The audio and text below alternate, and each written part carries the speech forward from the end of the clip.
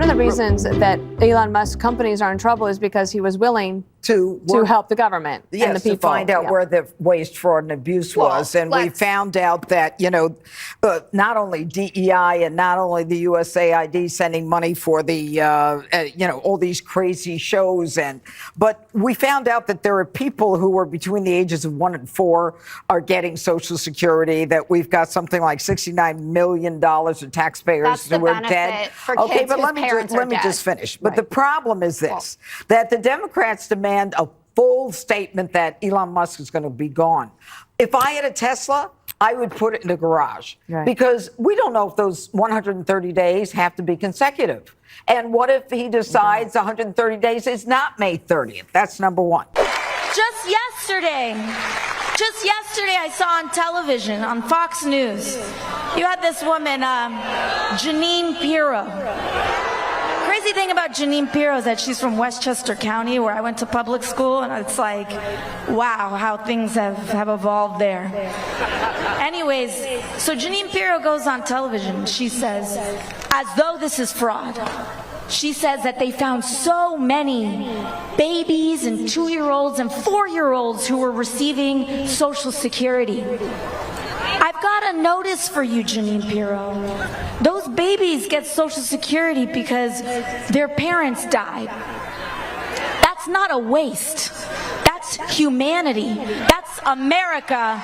That's the country that we fight for. Those are the promises we make to one another. That is what it means to be in a civilized society. It's not waste. It is the best of us. Representative Alexandria Ocasio-Cortez is busy on tour with Senator Bernie Sanders, and they're pulling in record numbers of people, and not just in blue states or blue districts. This week in the very red Ohio, they attracted over 12,000 people, almost 13,000 people to a rally. And as Bernie mentioned in an interview, they're not campaigning for anything right now. They're not running for re-election. They're not campaigning for any presidential candidate. They're just talking to people, and the people are listening. They're showing up to listen and learn and maybe just try to make sense of the world around them. It's funny, I was hearing that earlier today on the television. There was someone saying, why is AOC, why are AOC Bernie going to Idaho? And I'll give you one simple answer. It's because you matter. There is a lot of conversation right now on how much empathy or compassion progressives or liberals should have for the conservative Trump voters who are now finally coming around to the fact that Trump and the Republicans don't actually care about average Americans and that their policies don't support average Americans. Of course, they're only now coming to these realizations because perhaps for the first time, these Trump policies are negatively impacting them directly. And perhaps for the first time, they can't reasonably blame anyone else for their struggles but Trump. This was the flag Jennifer Piggott proudly hung outside her home during campaign 2024. I was a MAGA junkie. A MAGA junkie who thought her government job would be safe with Donald Trump in office. She was wrong. I cried.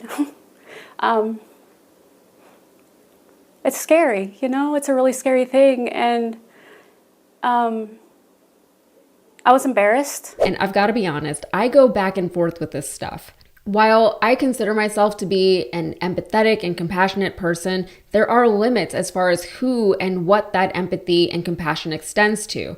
I think I'm a good person, and by that I mean that I try to be a good person, even though I'm obviously not perfect, but some days are better than others. And just for the sake of this conversation, I am not talking about the actually hateful people who support Trump because they are racist or xenophobic or misogynistic or whatever. I'm talking about the average voter who is just trying to live their lives. Granted, I know there is a lot of understated racism and xenophobia and misogyny that is baked into the Republican platform that these people unapologetically support and subscribe to. But from the Trump supporters in my own life, people who I know are good people, they just don't think of the world the same way we do on the left. When they vote, they're not thinking about things like misogyny.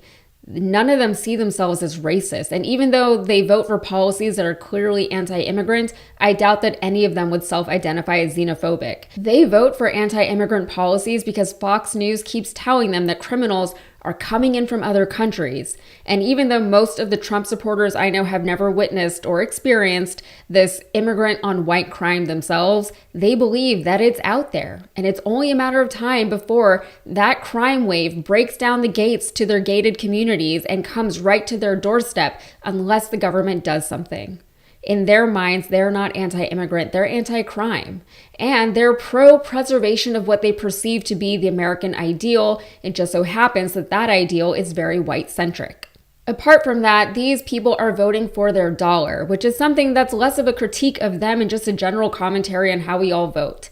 We all vote because we would rather our tax dollars be spent in certain places. So when we vote for any party or a candidate, this is just the way democracy works, it's because they promise to spend more of our tax dollars in the places that we want our tax dollars to support. On the left, we tend to be more willing to spend money on programs that benefit more people with the ultimate goal of benefiting entire towns and communities. On the right, they tend to want to see more of their money in their own bank accounts, however that happens, whether it's better tax incentives for the wealthier class or if it's lower prices at the grocery store and gas pump. Either way, we all need to pay taxes. And it is frustrating, to say the least, when the government takes your hard-earned money and spends it in places that you do not support.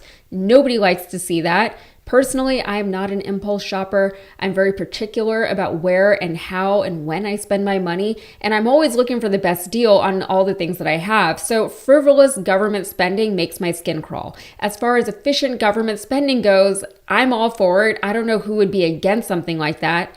However, the difference between the left and right on this front is that I don't believe that Elon Musk and Doge are actually going to help us in this aspect. I don't even believe that they're trying to help us with this. The right seems to buy into the promises being made by this billionaire who not only can't relate to their lifestyle or plight, but let's be honest, he does not want to. We all just watched White Lotus. How many people are truly willing to give up their comforts for the sake of altruism? And how much billionaire altruism is just performative? I would say no less than all of it. Also, I understand that many Trump voters sort of don't know any better. They get all of their news from Fox and right-wing podcasters, and they exist in bubbles within their families and their friend groups and their church groups. The same could be said for people on the left, I'm sure. But to break away from that is a big ask of anyone. I mean, let's be fair. If I wanted to switch from left to right, I would lose a lot of my own community. I would have an identity crisis. I would have to rethink everything about who I am, who I was, who I want to be, my values, my beliefs. My marriage would be in jeopardy. And all of that would be scary and daunting for anyone to deal with. My issue with people on the right, though, is that so many of the things that they vote for directly hurt other people. And for all of their talk of being good Christians, that doesn't seem to bother them. So regarding the Fox News bubble that they exist within, some days I'm more forgiving of that, but other days I think that ignorance is a choice in a world where other ideas and perspectives are so easily accessible. And as much as I am not a perfectly good person, I don't think I'd be able to live with myself if I knew that the things I was voting for were designed to hurt innocent people. Ultimately, we on the left have to ask, what is the end goal here? What is the big picture? The goal was always to sway people to our way of looking at things because in a democracy, those numbers matter. So strategically, it makes no sense that now when people are finally interested in hearing what we have to say, that we would turn them away for who they once were. Things like this always remind me about what it was like on vegan YouTube back in the day. It's probably still like this, I don't know, because I stopped paying attention, but I used to peruse vegan YouTube because I just wanted good recipes for vegetables and I figured that they might know a thing or two about cooking vegetables. And they do. But there were always people in the comment sections who would say things like, well, I'm not vegan, but I'm interested in becoming one, and these videos are so helpful for me on my journey. Or they would say things like, I'm not vegan, but I'm trying to eat less meat and be more plant-based. Great. And sometimes they would get responses from people that were very supportive, like, oh, so glad you're willing to explore this lifestyle. Check out these other YouTubers. Let me know if you have any questions, etc., etc. But a surprising number of responses from those people were from vegans shaming them for not being vegan yet, or for not having been vegan all along.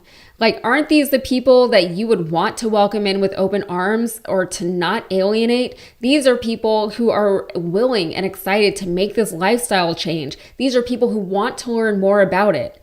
Don't vegans want more people to be vegans because they believe in things like animal welfare and the climate impacts of the meat and dairy industries? And I don't mean to just pick on the vegan community. It happens in a lot of communities, but it never makes sense to me, especially in situations where the numbers matter. If progressives and the left want to win at democracy, we cannot afford to be exclusive. We need to build bridges. We need to speak so that others will listen. And yeah, we need to find forgiveness for the people who we feel have wronged us. Caveat, we need to find forgiveness for the people who now realize that they have wronged us. I would never ask anyone to forgive those who haven't come to that realization yet, because like I said, I'm not even there myself, okay? Some days, like I said, are better than others, all right? That's it for me. If you got anything out of this, please like the video and subscribe to the channel for more. Thanks.